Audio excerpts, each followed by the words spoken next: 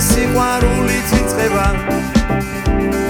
გულით სიხარულით ივსება ყველაფერი კარგად იქნება მაშინ როცა დათიშოუ იწყება ყველაფერი კარგად იქნება მაშინ როცა დათიშოუ იწყება თავბატონებო და ბატონებო მიესალმეთ ჩვენს სამყვანს დათი ხიმშიაშვილი თუ დღეს სიყვარულით იწყება გულით სიხარულით ივსება ყველაფერი კარგად იქნება მაშინ როცა დათიშოუ იწყება ყველაფერი კარგად იქნება მაშინ როცა დათიშოუ იწყება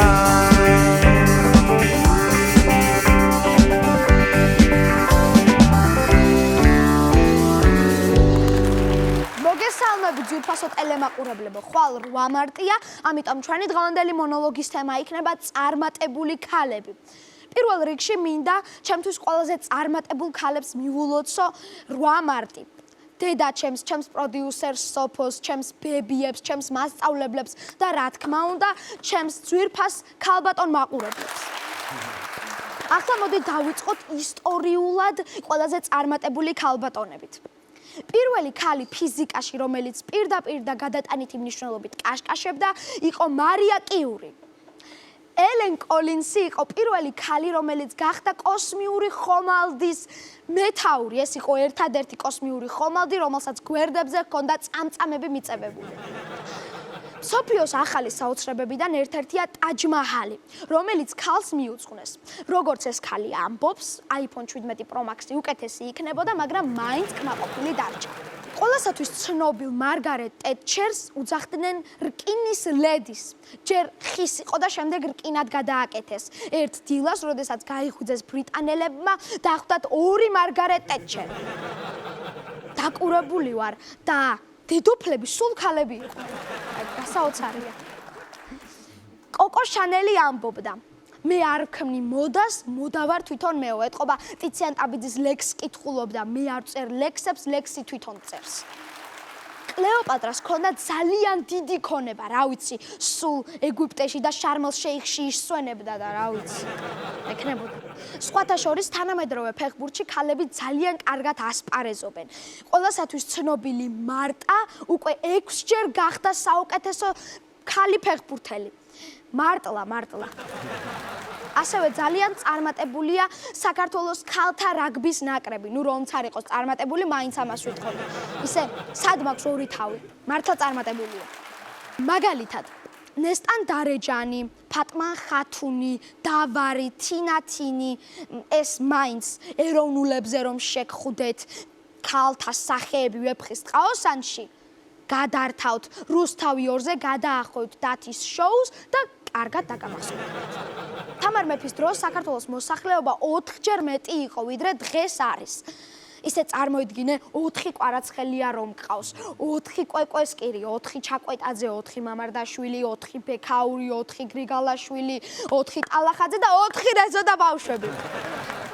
ჩემ შოუს მუსიკალურად აფორმებს 4 რეზო და ბავშვები.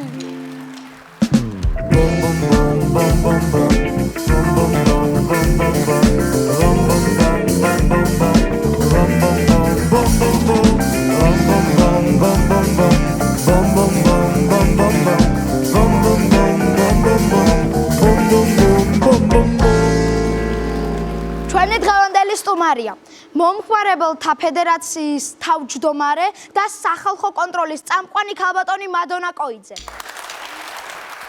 მადონა კოიძე, სახელი გამართლილი მადონა კოიძე, დედა და დედამთილი I like you, მეუღლე სუპერ ბებო მადონა.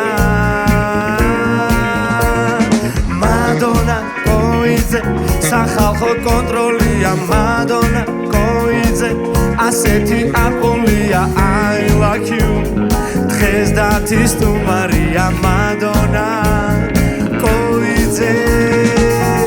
თქვენი აპლოდისმენტები მეგობრებო.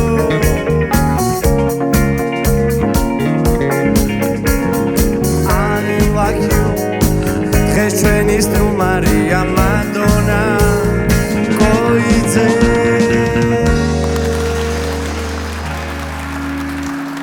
მოგესალმებით, მადლობას მოგახსენებ ჩვენთან სტუმრობისთვის. როგორ მოგეწონა თქვენზე სიმღერა? საოცარი იყო. ნუ ბიჭები ხა მანებივრებენ, ჩემი შვილის მეგობრები არიან, თავისთავად. მე უნდა მეტყვი ჩვენი მეგობრის დედაბრძანებით და დაგვასწრო. აი ესეთი საყვარელი ადამიანია.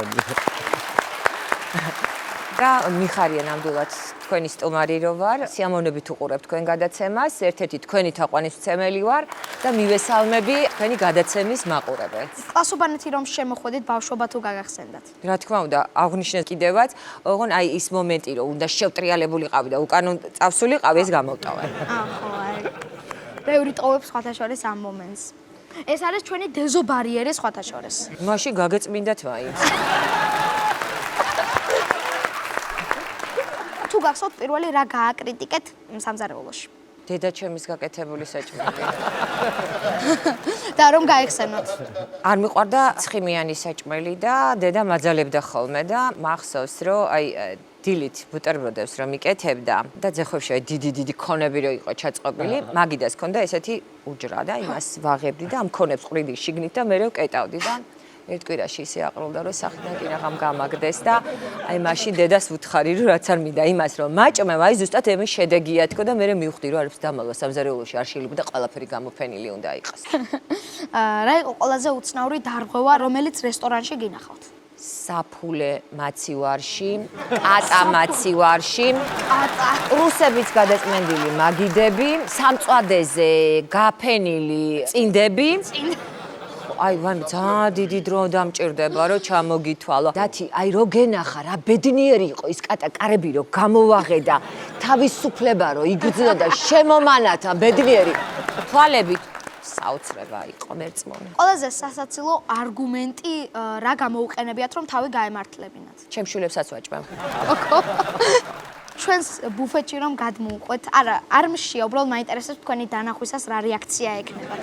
ამ წუთში მოხდა 5 წუთის უკან. მინდოდა ჩაი დამელია, იმდენად დაიბნეს, რომ ჩაიში ჩამიდე, ჩაიფერ და ცოცხალი თავით აი არ გაიხსნა არაფრით. გარჩა თეთრი გამჭვირვალე წყალი, მაგრამ უფრო საინტერესოს გეტყვი, აი თუ კი შევდივარ რესტორანში და აი იყო ესეთი შემთხვევა, უნდათ მაგიდის საფარის გამოცვლო და ისე აებლუკა ხელები და ისე დაიბნა მიმტანმა რომ მე იძულებული გავხდი ამდღარ იყავი და თვითონ გამეშალა მაგიდა რესტორანში. ეს გამიკეთები. ჩვენ სტუდიაზე რა სიტყვით, როგორი სისუფთავეა? ეხა სახალხო კონტროლი არ ჩამართვებია შეშემოქმედე. კარგად, გადავიდეთ შემდეგ კითხვაზე. რომელიმე ობიექტზე 8-ჯერ თუ შესულ ხართ შესამოწმებლად და იქ თუ გეძახიან თემურ ლენგს? ნუ იმ ობიექტზე რა თქმა უნდა. 8-ჯერ ერთ ობიექტზე არ შევსოვარ არასდროს, იმიტომ რომ ჩვენ ვართ ფაქტიურად სამი და თელ საქართველოზე გვწერენ და თელ საქართველოსში დავდივართ და დავწანწალებთ და ამიტომ იძულებული ვართ, რომ აი ვერ ვასწრებთ აი იმ წერილებს ყველას უპასუხოთ, რომელიც მოგდის, უამრავი რაოდენობა მოგდის და ამიტომ მაქსიმუმ რაც გაგვიკეთებია როდესაც თქვა შევსულ ვართ ობიექტზე და ცუდი ობიექტები მით უმეტეს როდესაც არის და მე რო გწერენ რომ აი გამოვასწორე და ფოტოებს გვიგდებენ და მივდივართ იმ ობიექტზე და უკვე გამოსწორებულ ობიექტს ვაჩვენებთ, იმიტომ რომ კითხვაზე გავცეთ პასუხი. თქვენი შესვლის მერე რა ხდება? აი რა ხდება? ვაჩვენებთ გამოსწორებულ ობიექტს. ისეთ რესტორანში თუ ყოფილხართ, სადაც რადიაციულად დაბინძურებული იყო სამზარეულო. მაიმე რამდენიც კი რამდენიც გაგეხარდებათ. ნუ მოდით შორს არ წავალ. აი ნუცუბიძეზე ინდური სამზარეულო იყო. აი როგორი იცით? არა ქართულიც აი სამწუხარო და საუბედურით. აი აბა ინდური იყო და რას მოელოდით? აი როგორ მინდა იცი დავწერო. აი ქართული თუ არის ხო არის უკეთესი თქვა ძალიან, მაგრამ ვცდილობ რომ მაქსიმალურად თავში. თუ ყველაფერი იდეალურია, სხვა რესტორნის კადრებს თუ სვამთ ხოლმე? რას ლაპარაკობთ? ხო მოკლავენ მაგაზე? აკხრიტავენ? ჩემი სკოლის ბუფეტში არ გინდათ არ მოხვიდეთ, ძალიან სისუფთავე. აუ, რამდენი ხაჭაპური დავირტყი ახლა თან უფასოდ. ეს უკვე რეკლამაა. სკოლის ბუფეტია მაინც რეკლამა ვერ. ქალბატონი ნონა გაფრინდაშვილი 15-20 კაცს ეთამაშებოდა ჭადრაკს ერთდროულად და თქვენ რამდენ კაცს შეგიძლიათ ეკამათოთ ერთდროულად? ხათაშორის ქონდა ასეთი შემთხვევა, როდესაც ვიყავი გორის ბაზარში და ბაზრის დირექცია გააფრთხილა და ძალიან აგრესიულები გახდნენ ხორცის გამყიდველები. აი, ოღონდ როგორი იცით? აი აი ეგეთი რო დადგნენ და რაღაც ნაჯახებით და იმითი და უცებ აი როგორი პრინციპი გვაქვს იცით ჩემი ოპერატორები არიან ჩემი შვილის ტოლა ბიჭები და აი რაღაცა დედობრივი ზრუნვა იღვიძეს ჩემში და აი სულ ვცდილობ რომ ისინი უკან გავწიო და აი მე ვიყო წინა პლანზე და როდის შევხედე უკვე რომ ეს ბიჭები უკან გაიყვანეს და ხალხმა და აი წრეში აღმოჩდი აი უცებ რაღაცამ ჩემში მითხრა რომ აი ახლა ან დაგერხა ან გამარჯვებული გამოხვალ აქედან და გადმოხედე და ავიხედე ზევით და აი ამ ხლაბლაბუტები კიდია და მოუტრიალდი და ვეუბნები აი თქვენ ხალხი არა ხართ თქვენ ხო ამაში ფულს იხდით აი თქვენც ხო წესიერ პირობებში უნდა იმუშაოთ ეს რა უბედურებაა და გამოიხედა ერთმა ორმა და მართალია ეს ქალბატონებიო და დაიშალეს და აი როგორ გამოვედი იქიდან იცით აი პინპოკის ბურთივით გამოვხტე იქიდან აი მაშინ ოდნავ შემეშინდა თუმცა მე შიშის უფლება არ მაქვს ახლა ჰობზეც მინდა რომ მკითხოთ თავისუფალ დროს რას აწესრიგებთ კარადას არადა უჯრებს თქვენი ოჯახის წევრები როგორ ეგუებიან თქვენს პროფესიას პროფესიას ჩვეულებრივად ეგუებიან, ოღონდ გადაცემას ვერ ეგუებიან, იმიტომ რომ სახში სახალხო კონტროლი ძალიან რთული ესეტებია. თქვენს ერთ-ერთ ინტერვიუში თქვით, რომ თქვენს შვილს თქვენს გამო ვერ მოჰყავდა ცოლი. და რატომ ხდებოდა ასე, რომ გითხრათ? ნუ იმიტომ რომ ყველას ვეგონე რომ ივიქნებოდი ძალიან ისეთი გიჟი დედამთილი.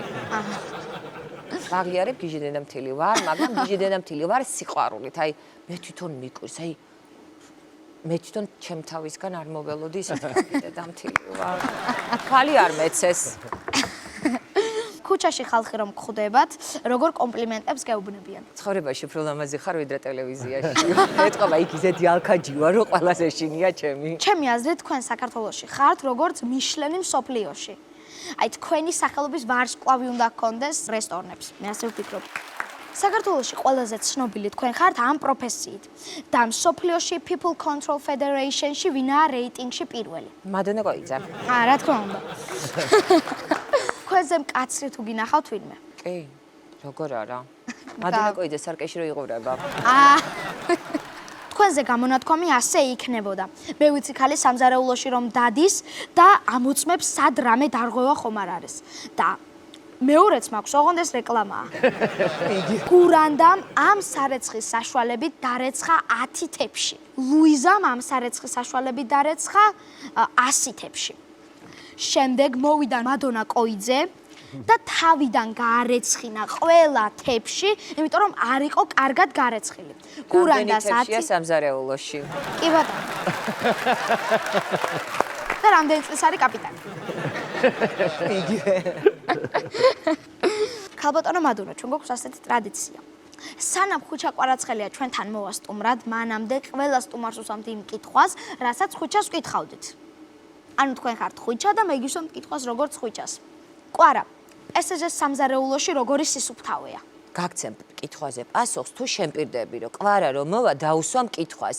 მადონა კოიძე როგორ ამოწმებს სამზარეულოს თქო და როგორ გაიტანდა გოლს თქო. დაუსვამ კითხვას აუცილებლად. ეს ისევ კვარას როგორც ისევ კვარას ესე გეკითხებით. ხომ არ გინდა მადონა კოიძე ჩამოვიდეს და დაალაგოს ყველაფერი ლუის ენრიკე დეზირე დუიანად. ვაიმე. სხვათა შორის ძალიან ბევრი ადამიანი მწერს სხვადასხვა ქვეყნიდან რომ ნეტა მადონა კოიძე ყავდეს აქო და არ არის გამორიცხული რომ კვარა ნამდვილად ოცნებობდეს რომ ნეტა ახორცა კოიძეო. როგორც ვიცი სასტუმროების შემოწმებაზე გადახვედით. ყველაფერი იცი. კი, რა თქმა უნდა. და რატომ რესტორნებში უკვე თამასა აწიეთ და ახლა სასტუმროების ჯერია? მომსახურების სფერო ძალიან საინტერესოა და გადაცემა რომ ოდნავ შევცვალოთ და ჭამასმიდან გამოვიყვანოთ მოყვარული ადამიანები, აი სასტუმროს ისიც შევთავაზეთ. ნახონ თუ როგორია სერვისი საქართველოში. ქალბატონო მადონა, აუზის შემოწმება თუ დაგჭირდათ, მე დამირეკეთ. ჩემ კლასელებს წამოვა. არა, იცით, კლასელები არ არის საჭირო. მე კვაჭექსა და ბისკვიტა წამოვალთ და იქ შევამოწმებთ ყველაფერს. რა დასასუფთავებელი არის და რა არის. კექსა და ბისკვიტს თუ დაგჭირდათ დამირეკეთ აუცილებლად. კი ბატონო და ავზის ფსკერსაც შემიმოწმე? რა თქმა უნდა. შევთანხმდით. ფსკერი მთავარი არის ფსკერზე. თუ ყოფილა შემთხვევა, რომ სასტუმრო 5 ვარსკვლავიანი იყო და თქვენი გამოსვლის შემდეგ 2 ვარსკვლავიანი გახდა. ვარსკვლავებს მე არ ვანიჭებ და ვერ ვანიჭებ, თუმცა მაგის საშუალება ნეტა მქონდეს, რომ რამდენს დავახევდი პაგონებს, ძალიან ბევრს. და თან იყო ესეთი შემთხვევა, როდესაც აი ბრაზილიაში ვიყავი, შეხვედრაზე აი მომხმარებელთა უფლებების შესახებ ძალიან დიდი ყრილობა ჩატარდა, ყველა ქვეყანა იყო აბსოლუტურად და 5 ვარსკვლავიანი სასტუმროში ვიყავით და აი 2 დღე ვიყავი და 2 დღე ვახეხიე სასტუმრო, იმიტომ რომ აი ძალიან ბინძური იყო ოთახი. საშინელება იყო. ქობულეთში ყველაზე დიდი სასტუმრო რომ არის, ხო ვიცით? აი, მანდ მე-17 სართულზე მერვე ოთახში, ხო, მერვე ოთახში. აი იქ დუშის მოტეხილი თუ დაგხვდათ, ჩემი ბრალია და არ ეჭხუბოთ.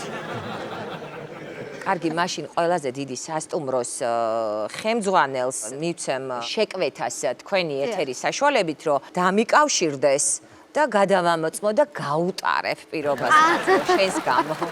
კარგი. 1-2 კვირა დაჭირდება გადამოწმებას. კი. აუცილებლად. ზაფხულის სამჯერად იყვებით. ენერგია რომ ეყოს. აბარა. სასტუმროს პერსონალისთვის თუ გითქვამთ, ვიდეო მიფუჭდება და ცოტა ხანი მტვერი დაყარეთ. დადგმული თუ ყოფილა ეს?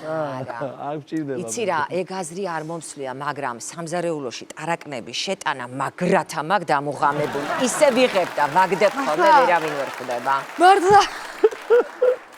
და ბოლოს, ჩვენ გვაქვს ასეთი ტრადიცია. ყველა სტუმარი რაღაცას მასწავლის და ეკნებ თქვენც რაიმე მასწავლოთ. დეზინფექცია მასწავლეთ. იცი რას გასწავლი? მომწერა ერთმა მაყურებელმა, ერთგულმა მაყურებელმა ну чати იყო ისეთი რომ ძალიან ბევრი ადამიანი იყო და ну მეც დამამატეს ახლა იმ ჩატში და მეც ვიყავი და ხორცის ყიდვის მეთოდს გასწავლი. აჰა. დაისვა კითხვა როგორ უნდა შევამოწმოთ ხორცი. ერთი ამბობს რომ აი თითი დააჭირეთ, მეორე ამბობს სუნით, ანუ ორგანოლეპტიკა, მესამე რომ აი ეს ხელსახოცი წაიღე და არ უნდა დასველდეს და ну რაღაც აი ძალიან ბევრი იდეები არის და ერთი წერს, აი თქვენ გოიმბო, სად მიდიხართო, ძალიან მარტივი არისო. შევდივარ და ვიძახი მადონა კოიძე მოვიდაო და რაც რჩება დახლებზე ყველაფერი საუკეთესო. კი, ამას გამოვიყენებ მე. და ბოლოს რაიმეს ხომ არ დაამატებდით. ნამდვილად ვისარგებლებ თქვენი ეთერით და სრულიად საქართველოს ქალბატონებს მიულოცავ ხვალინდელ დღეს 8 მარტს. იყავით წარმატებულები, ბედნიერები, ლამაზები და აი საუკეთესოს გისურვებთ თქვენი ყველა სურვილის ასრულებას. მიყვარხართ ყველა. ქალბატონო მადონა, მე ვისარგებლებ ამ მომენტით და მეც გილოცავ წინასწარ 8 მარტს. დიდი მადლობა სტუმრობისთვის. ჩვენი დღევანდელი სტუმარი იყო მომხმარებელთა ფედერაციის თავმჯდომარე და სახალხო კონტროლის წამყვანი ქალბატონი მადონა კოიძე. მადონა კოიძე, სახელი გავარდნილი მადონა კოიძე, დედა და დედამთილი I like you. მეუღლე სუპერ ბებო მადონა. მადონა კოიძე, სახალხო კონტროლია მადონა კოიძე, ასეთი არ ყოლია I like you. დათისთან სტუმარია მადონა კოიძე.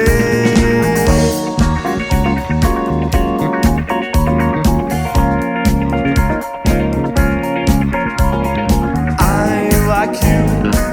დღეს დათის სტუმარია მადონა კოიძე.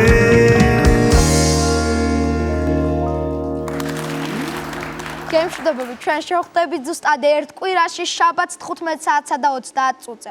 ისე რეზო, ხვალ 8 მარტია და რა შეგვისრულებ? გაგიკვირდება და შეგისრულებ ახალ სიმღერას რეზო და ბავშვების რეპერტუარიდან, რომელსაც ქვია შენ მე მიმალავ მხრებს. და ალბათ ისიც გაგიკვირდება, რომ ეს სიმღერა ეძღვნებათ ქალბატონებს.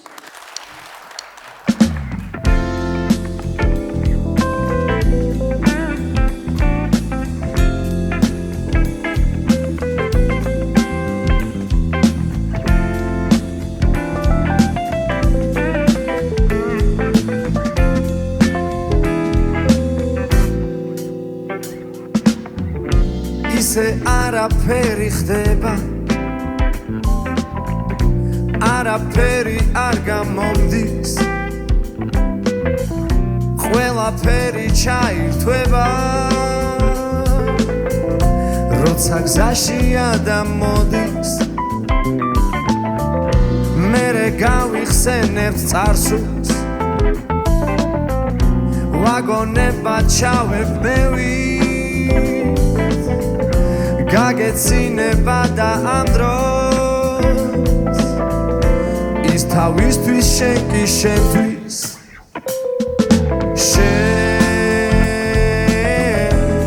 მე მიმალავ მხრებს მე გაგინათებ გზებს შენ მე მიმალავ მხრებს მე გაგინათებ გზებს მერე დაუძახეთ თვარებს თავზე გადამისვით ხელი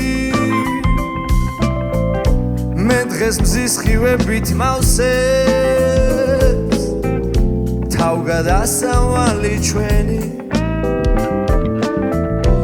აღარ აგვიანებ რადგან იასამანს ასდის სუნი ბოლომდე ჩავწვდებით საგანს მოვიდა და აღარ ვუცდი შენ მე მიმალავ მხრებს მე გაგინათებ გზებს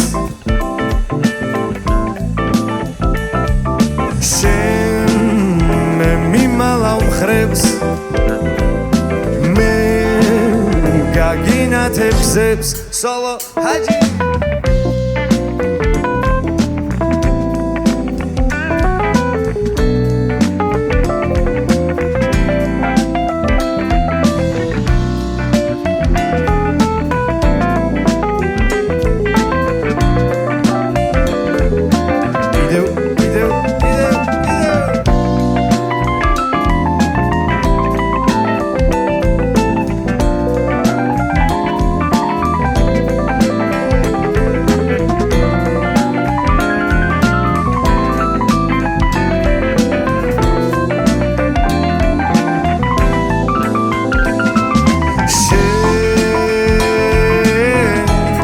მე მიმალავ მხრებს მე გაგინათებ გზებს შენ ზეგ შეიჭრითმებს მე გაგინათებ გზებს ისე არაფერი ხდება